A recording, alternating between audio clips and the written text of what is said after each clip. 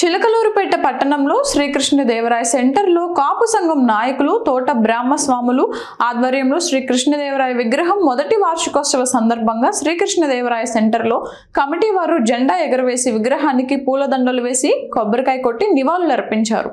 శ్రీకృష్ణదేవరాయల గొప్పతనాన్ని retired officer Rangisetti Purnachandrarao, న్యాయవాది తోట రామాంజనేయులు, శ్రీకృష్ణదేవరాయ కమిటీ అధ్యక్షులు తోట బ్రహ్మస్వామిలు, ఆంధ్రప్రదేశ్ గవర్నమెంట్ టీచర్స్ ఉపాధ్యక్షులు చెన్నకేశుల రమేష్ బాబు శ్రీకృష్ణదేవరాయ గొప్పతనాన్ని కొనియాడారు.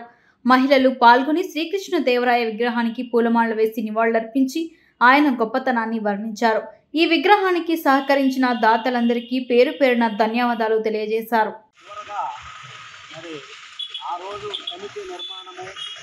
దానిలో భాగంగా నాకు భాగస్వామ్యం కల్పించినందుకు కృతజ్ఞతలు తెలియజేస్తూ కమిటీ సభ్యులందరికీ నేను కూడా వారితో పాటు నా ఉద్యోగ ధర్మాన్ని పాటిస్తూ ఖాళీ సమయంలో వారితో పాటు ప్రయాణం చేశాను.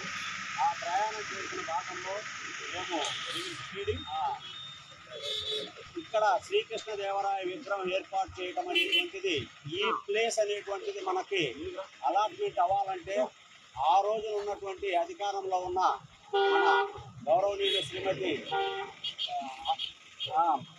మంత్రి గారి యొక్క సహాయ సహకారాలు, మరి గోపి గారి యొక్క సహాయ సహకారాలతోటి ఈ స్థలం అనేటువంటిది మనకి అలాట్ చేయడం జరిగింది.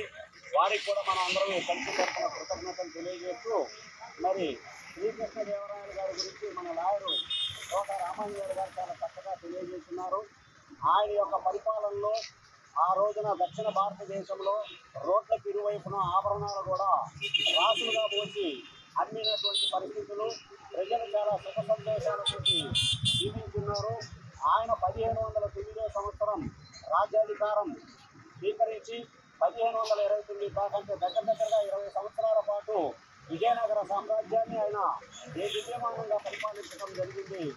ఆయన ఈరోజు గొప్ప వ్యక్తులు, చక్రవర్తులు మనం చెప్పుకుంటూ ఉన్నాం.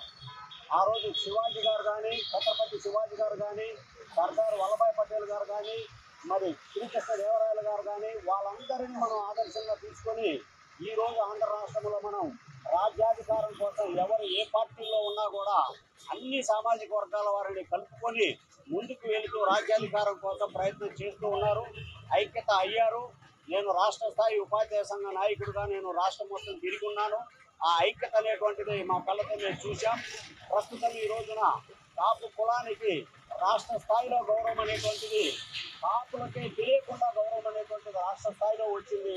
దీనంతటికి కారణం చక్రవర్తి మహారాజు, మన శ్రీకృష్ణదేవరాయ గారు, ఛత్రపతి శివాజీ గారు, ఇలా మొదలుగున్నటువంటి గొప్ప వ్యక్తుల్ని ఆదర్శంగా తీసుకొని ఈ రోజు ఉన్నటువంటి జనరేషన్ వాళ్ళు, ఈ వీర మహిళలు ఈరోజు ఈ దాటి ముందుకు వచ్చారంటే వాళ్ళే వీరందరికీ ఆదర్శం. వీళ్ళందరినీ నడుపుతున్నటువంటి వ్యక్తుల్ని మనం చూస్తూ ఉన్నాం. మరి మన శ్రీకృష్ణదేవరాయలు గారు పోషకుడు, అంతేకాకుండా మత సహనం కలిగిన వాడు, మరియు స్వతహాగా ఆయన కవి. తెలుగులో ఆముక్త మాల్యద అనేటువంటి ప్రసిద్ధిగాంచిన కావ్యాన్ని కూడా రచించడం జరిగింది. ఆయన యొక్క ఆస్థానాన్ని భువన విజయంగా పిలువబడుతూ ఉంటారు. భువన విజయం అంటే ప్రపంచ విజేత అని చెప్తూ ఉంటారు. ఈ రోజున మనం రాష్ట్రంలో కూడా ఆ దిశగా వెళ్తూ ఉన్నాం. అందరినీ కలుపుకొని భువన విజయం లాంటి ఆస్థానాన్ని కూడా భవిష్యత్తులో మన కళ్ళెదుటే మనం చూడబోతూ ఉన్నాం. ఇదే ఐక్యతతో మనం ముందుకు వెళ్ళాలని ఈ విగ్రహాన్ని స్థాపన కోసం తొలి అడుగు వేసినాడు.